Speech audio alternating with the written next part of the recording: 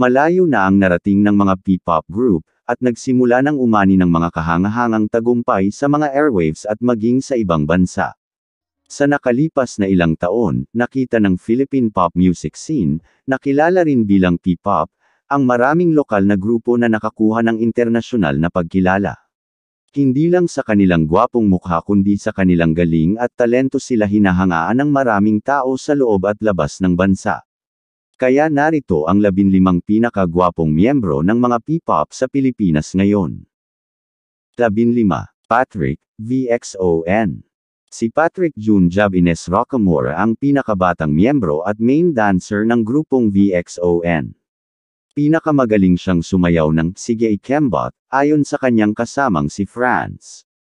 Gusto ni Patrick ang pagsusuot ng mga damit na pang-straight o hip-hop style. Kapag nalulungkot si Patrick, gustong-gusto niyang basahin ang lahat ng sulat ng mga tagahanga niya para manatiling motivation at inspirasyon sa kanya. 14. Jeremy, Horizon. Nagsimula siyang gumanap at magmodelo sa edad na 5 na may maraming mga parangal. Siya ay isang komersyal na modelo para sa Top Sarap, Selecta, Cherry Fair, Unisilver, Aficionado, at SM Kids Apparel. Si Jeremy Batak ng Horizon ay isang singer, dancer, at performer, ang 15 taon gulang na global idol na nagpapatunay araw-araw na karapat-dapat siyang kumanta at sumayaw sa landas ng tagumpay sa murang edad. Maging ito ay sa mga kasanayan sa sayaw o sa malalaking yugto ng konsyerto, si Jeremy ay sumasayaw at kumakanta na may passion. 13. Nate, BGYO. Bago ang kanyang karera sa musika, si Nathaniel Porcala ay isang staple competitor at performer sa buong Estados Unidos at sumali sa mga dance reality competition sa Pilipinas, tulad ng Dance Kids noong 2015, at World of Dance Philippines noong 2019. Nagsimula siyang magpakita ng interes sa pagsasayaw sa edad na 6 at nagsanay sa Extreme Dance Center sa Naperville. Malaki ang impluwensya ng nanay ni Nate sa kanyang interes sa musika at bilang isang idolo. 12. Jason, First One. Ang ama ni Jason Lee ay isang Korean. Unang lumabas sa TV noong 2017 nang itampok siya ng kapuso mo Jessica Soho bilang isang Filipino-Korean teenager. Nahiwalay siya sa kanyang mga kapatid sa South Korea matapos itakas ng kanyang ina ang mapang-abusong dating asawa. Napabilang siya sa First One na inilunsad ng GMA Network na P-pop group noong 2020. 11. JL, Floss. Si J. Lawrence Gaspar ay tinaguri ang The Nation's Giant Center. Ipinakilala si JL bilang ika-13 miyembro ng SB Talent Camp Trainee Group sa ilalim ng codename na J13. Bago ang kanyang debut sa Floss, nagsanay siya ng 2 taon simula noong 2021. Minsan siyang naging backup dancer ni AC Bonifacio. Kapag bored siya, lagi siyang kumakain. Si JL ay dating miyembro ng kanilang city dance troupe, na nagtatanghal ng iba't ibang uri ng sayaw.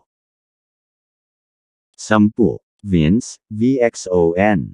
Ipinakilala si Vince Enzo Dizon at ipinakilala sa publiko bilang pangalawang miyembro ng unang idol group ng Cornerstone Entertainment, ang VXON. Si Vince ay kasalukuyang kumukuha ng Bachelor of Science in Entrepreneurship sa De La Salle University. Mahilig siyang mangolekta ng mga random na bagay.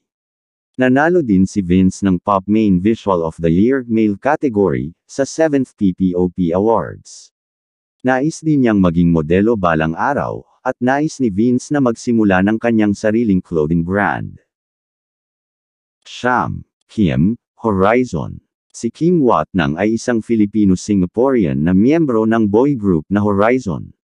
Ibinunyag niya na ang pinakamasamang bagay na nagawa niya ay ang hindi pagbisita sa bahay sa loob ng 1 buwan at sa halip ay manatili sa bahay ng kanyang kaibigan na naglalaro ng bilyar buong araw. Ang kanyang pinakamalaking kinakatakutan ay ang mawalan ng happiness. Gusto niyang maging pari o piloto noong bata pa siya. Isa siya sa pinakagwapong miyembro ng kanyang banda sa Horizon na base sa South Korea. 8. JL, BGYO. Bago siya mapabilang sa BGYO, si John Lloyd Torrelisa ay isang staple singing competitions contestant.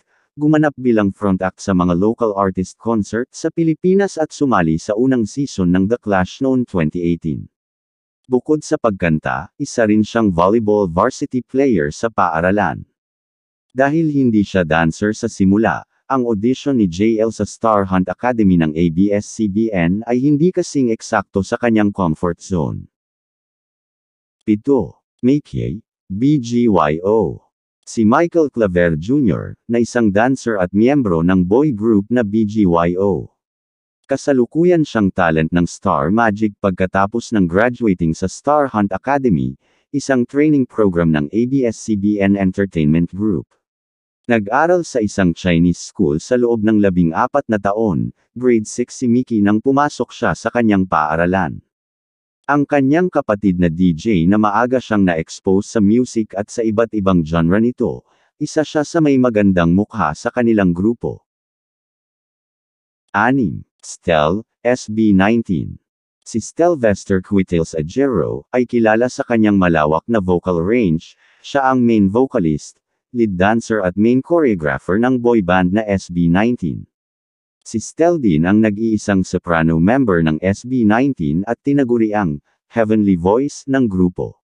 Sa kanyang kakaiba at malawak na hanay ng mga vocal, napili si Stel bilang isa sa mga performer sa musical show na tinatawag na A Night of Wonder with Disney, noong November 2022. 5. Gelo, BGYO. Sinimulan ni Angelo Troy Rivera ang kanyang karera sa entertainment industry nang mag-audition siya para maging bahagi ng online program ng ABS-CBN, ang Star Hunt Academy. Ngayon ay isa ng singer, composer, lyricist at rapper sa ilalim ng Star Music, at miyembro ng boy group na BGYO. Kabilang sa kanyang mga libangan ang pagsasayaw, teatro, at pakikinig ng musika. Siya ay bahagi ng isang dance crew sa Pilipinas na tinatawag na A-Team. 4. Josh, SB19. Si Josh Colin Santos ay isang Filipino rapper at miyembro ng boy group na SB19. Ginawa niya ang kanyang unang solo debut noong February 2023, sa kanyang debut single na Wild Tonight. Inihayag ni Josh na siya at ang iba pang miyembro ay nagsasanay ng kanilang mga vocal at sumasayaw ng 9 na oras bawat araw na may isang araw lamang na pahinga bawat linggo. Si Josh ay nanalo ng unang pwesto sa Dance Revolution Regionals noon, at siya ang pinaka-sexiest man sa Pilipinas noong 2020. 3. Franz VXON. Si Franz Robin Chua Palapo ay inihayag at ipinakilala sa publiko bilang unang miyembro ng unang idol group ng Cornerstone Entertainment, ang VXON. Si Franz ay isang kalahok sa The Voice Philippines, Season 1. Siya ay nag-aral sa Mapua University, major in film. Personal niyang gustong magkaroon ng patuloy na pagbabago sa kanyang buhay hanggang sa maabot niya ang kanyang pangarap sa sarili at kung saan maaari siyang makontento sa kanyang buhay sa future. 2. Kyler, Horizon. Ang visual, vocalist at miyembro ng Horizon na si Kyler Chua, ang kanyang ina ay Pilipino habang ang kanyang yumaong ama ay kalahating Chinese. Napakagwapo din niya, maraming fans ang nakapansin sa pagkakahawig niya sa mga sikat na celebrity tulad nina Cha Yun-woo ng Astro at Hisung ng Enhypen. Kilala ang tatlo sa kagwapuhan at fit ng pangangatawan. Sa kabila ng magkaibang etnisidad, ibinahagi ni Kyler ang ilang katulad na katangian sa dalawa, gaya ng kanyang mga mata at labi. 1. Justin, SB19. Isa siyang vocalist, creative director at pinakabatang miyembro ng SB19. Bilang creative director ng kanyang banda, idinirekta ni Justin ang ilan sa kanilang mga music video at pinangunahan ang kanilang 2021 online concert na Back in the Zone.